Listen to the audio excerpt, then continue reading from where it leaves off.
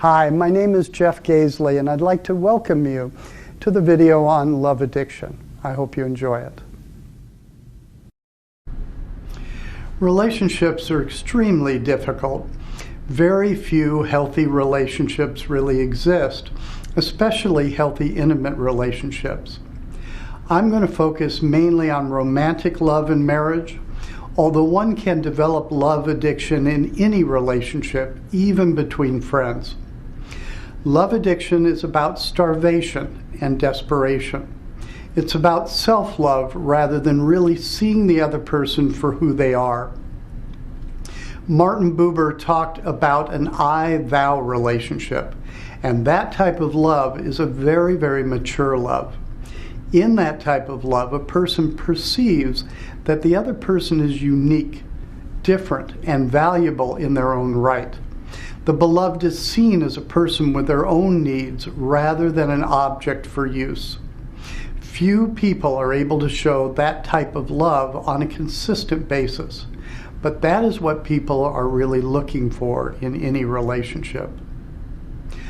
Unfortunately, our culture often promotes self-love or addictive love, the immature and possessive kind of love.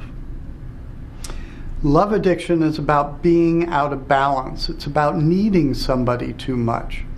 It's about joining in fantasy rather than seeing that other person and valuing them for who they are. In love addiction, a person doesn't really even have to like that other person. All they have to do is have that feeling of love that needs to be fed.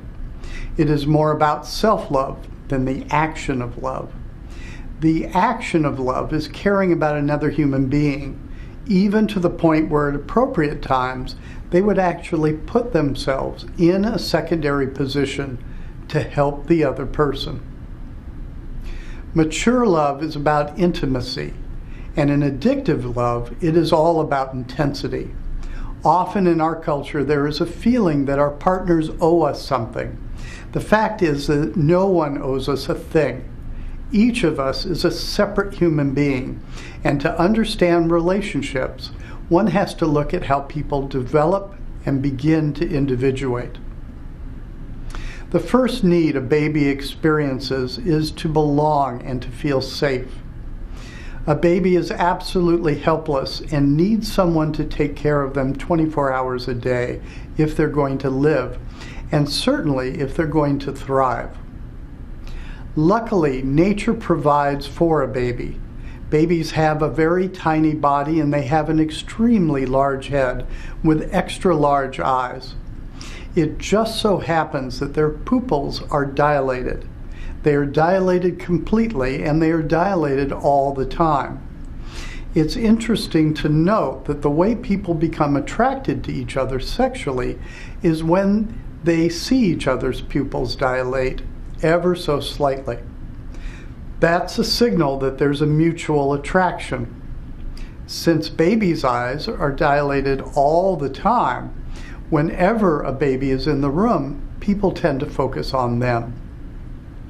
They fawn all over them and coo and talk in baby talk. If a baby cries, people feel distressed and immediately reach to pick up the baby. It is nature's way of keeping a baby safe and giving them a sense of instant belonging. There is another thing that nature does that is very helpful for babies. Babies are totally egocentric, and that means there's no real perceived separation between them and, let's say, the couch or the fish tank or other people. A baby has the perception that they are one with the universe. Because of this perception, a baby will tend to feel secure. However, they still have to have their belonging needs met. They have, hopefully, two parents, but at least one major caretaker who is taking care of their own particular individual needs to such a degree that they're able to give a tremendous amount of love and attention to the child. However, this is rare. Most parents are quite needy, and they don't have a lot of spare strength and attention to give. For our discussion, imagine the ideal parent or the perfect parent, even though there really is no such thing. These two parents are absolutely focused on the child. They decided to have a child out of choice and not out of accident or whim. They've taken care of their needs sufficiently so that financially, emotionally, and physically, they're relatively set. And that enables them to really focus on the child and what the child needs. So the child is conceived and brought up and nurtured in love. A child needs emotional and physical safety. They need a house or a roof over their heads.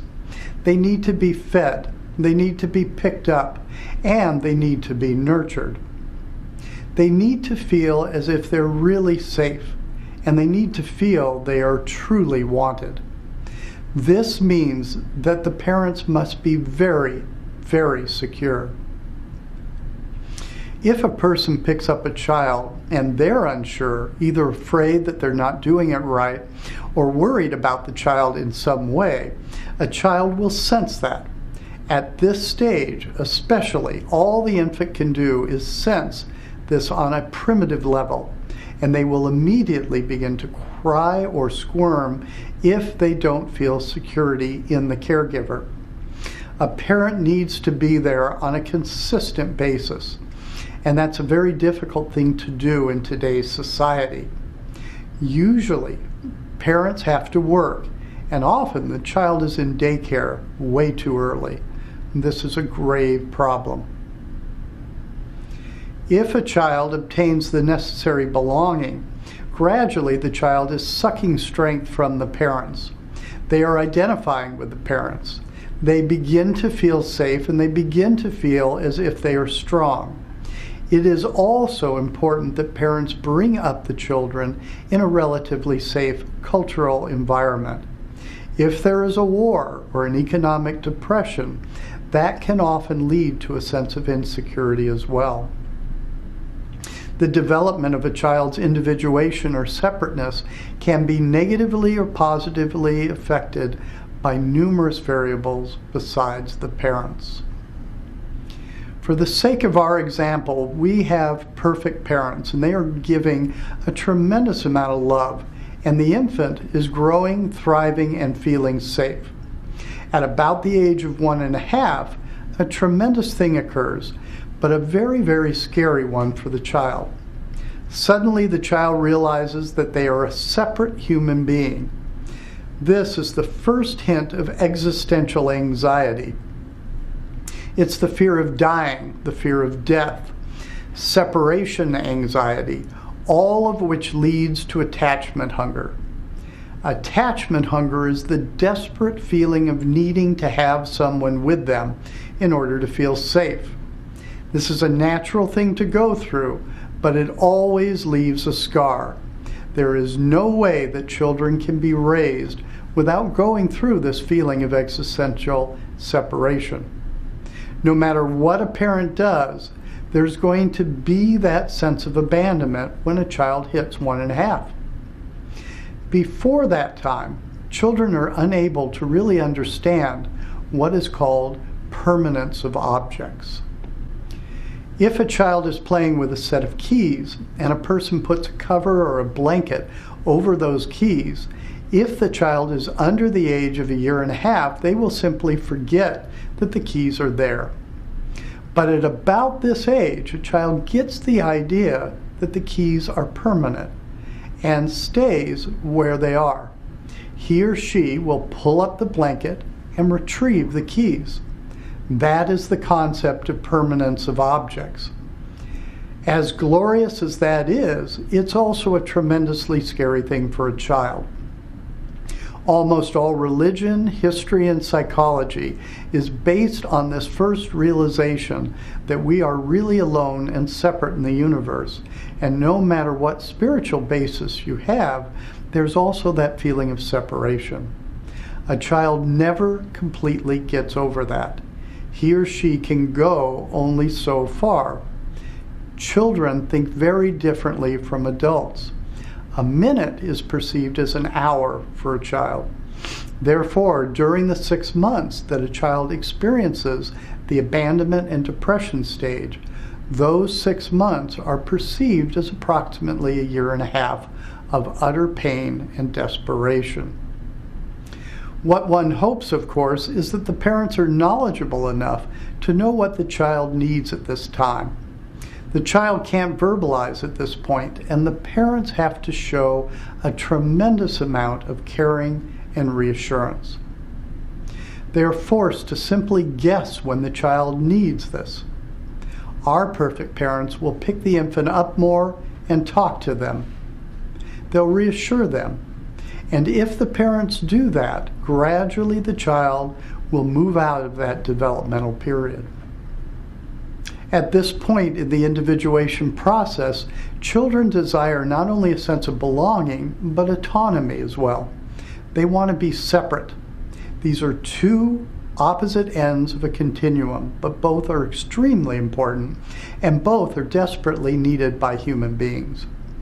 The way that children tend to show autonomy, for example, is when the parent says it's time to go to bed. And the child, of course, says no.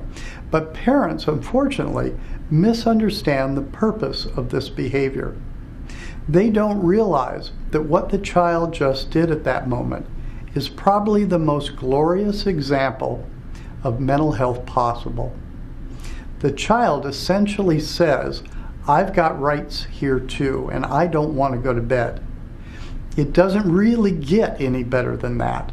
But if parents look at that as misbehavior, if they see it as willful behavior, that needs to be controlled, then the parents will come down too heavily on the child.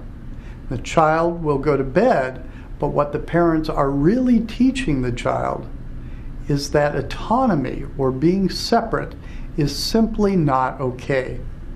They are indirectly teaching the child that the only important thing is to belong. They don't need to think about what they want. They don't need to figure out what other people want. And simply provide it. That's all they need to do. That's the origin of codependence. But our parents are still going to perform this task perfectly. They're going to be firm, but they're going to be understanding. They're going to let the child know that they understand that they want to stay up, but they can't allow that. The child has got to go to bed, and they'll actually take them and put them in bed. Usually the child will be grateful that the parents set those appropriate limits, although they might not show that in an outward fashion. However, the next day when the child wants to run outside with any shoes, these parents are going to be very smart. They're going to say, "Hun, you have to wear shoes, but you've got red shoes, blue shoes, and some white shoes. Why don't you tell me which ones you want to wear?" Now they're working the child a bit, but they're doing it in an appropriate way, and they're doing it for the benefit of the child and not themselves. They're saying to the child, I want you to be individuated, and I want you to be separate. I want you to have autonomy, but I'm also going to be there for you, and I'm going to take control if need be. It is difficult to find the ideal balance between letting the child establish their own boundaries and the need to impose boundaries when they are absolutely essential. The goal is not to make the child mind as much as it is to teach the child how to manage themselves and to internalize boundaries that really make sense. That's extremely difficult and constitutes a major task of childhood and parenting. It is the hallmark of individuation.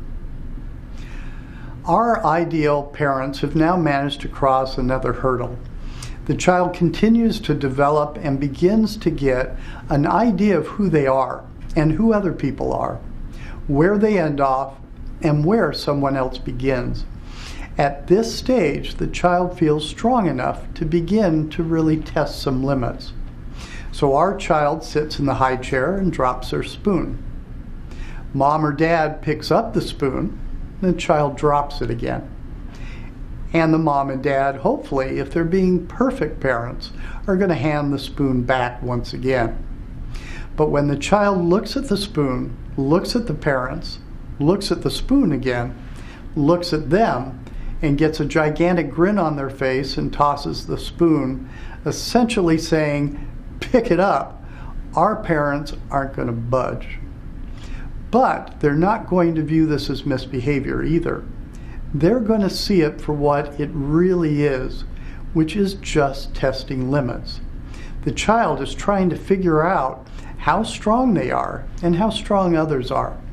What are the limits here? That is how kids learn. Our parents are not going to pick up the spoon. The child is eventually going to learn where the limits are, and that helps them to grow. At every developmental task in the game of life, such as the first day of school, the child re-experiences the same abandonment fears they first felt at 1.5. But if they've had a good, strong foundation, they're going to rally and thrive. They're going to handle that task and complete the first day of school. And that gives the child a greater sense of self-esteem.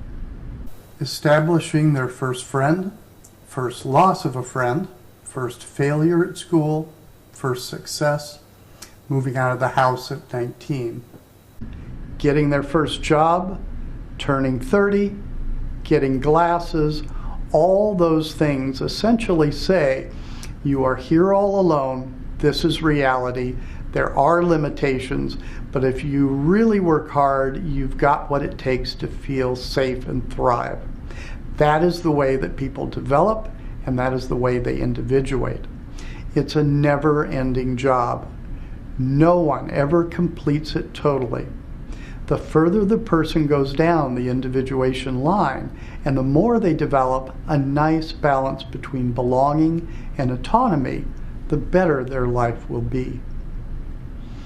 A number of years ago, I was in Sedona, Arizona. I was outside one morning looking down on a meadow and watching a young couple with their toddler. The mother was on one side and the father was on another, about 10 to 12 feet away. And the father would gently encourage the child to walk towards him. And the child would take a couple of steps and then dive towards mom's legs, grab on, and mom would comfort the child. She would then encourage the child again to go to dad, and dad would patiently encourage her to come. She would take about 3 steps and dive back, then 5, and dive back again. It took about an hour and a half for her to get all the way to the other side to dad. These parents were unbelievable. They showed such maturity and patience, and I sat entranced watching this because they did everything they possibly could to really teach their child a sense of interdependence and separateness, not dependence or gross independence.